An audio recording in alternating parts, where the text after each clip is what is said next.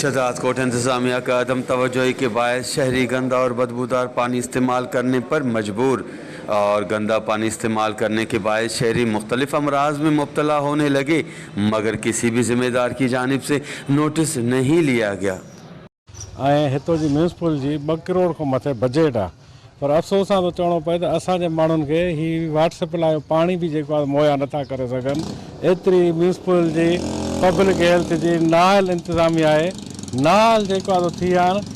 आज़ार इहो आहे असांजे लाइ त माना जेको आहे हिते असांजो माण्हू पाणी जे लाइ माना जेको आहे सो सिके थो, पर ॿिए तरफ़ वरी हिकिड़ो ॿिटो मयार आहे माना म्यूनसिपल इंतज़ामिया जो त वॾेरनि जे बंगलनि ते जेको आहे फायर ब्रिगेड जे ज़रिए मिठो पाणी जेको आहे पहुचाए थो वञे, उन्हनि जे जानवरनि जे लाइ माना जेको आहे वॾेरनि जे लाइ मिठो पाणी पहुचाए थो वञे, पर आम माण्हू जे लाइ असांजे लाइ पाणी जेको आहे छुड़ियो पाणी बि नथा ॾियनि। माना जेको आहे सो त को घर में माण्हू जेको आहे सुकून सां हालत इहा आहे। हिते माना जेको आहे सो खारो पाणी अचे थो, उहो बि जेको आहे सो टाइम ते नथा हलाइनि ऐं ला तालुकी जो इज़हार कंदी रही आहे। पाणी जे इशू ते तमामु घणनि दोस्तनि जेके आहिनि स्टोरीज़ कयूं आहिनि, इंतज़ामिया सां राब्ते जी कोशिशि कई आहे, आवाम पारां बीमारियुनि ऐं इन्हनि जो इज़हार कयो वियो आहे। उन जे बावजूदु बि वॾे अरसे खां इहो आज़ार जीअं जो तीअं शहजादकोट जे मथां मुसलत आहे।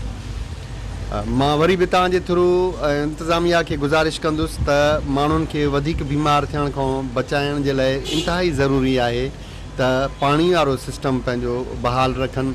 माण्हू हिन वक़्तु चमड़े जे बीमारियुनि में ऐं मुख़्तलिफ़ क़िस्म जे बीमारियुनि में वरितल आहिनि।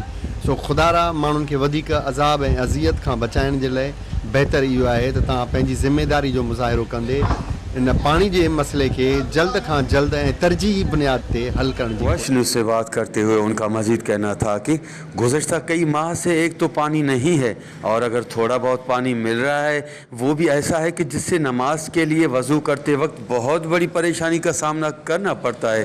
कैमरा टीम के साथ गुलाम अली ब्रावई, वश टीवी, शहजादकोट।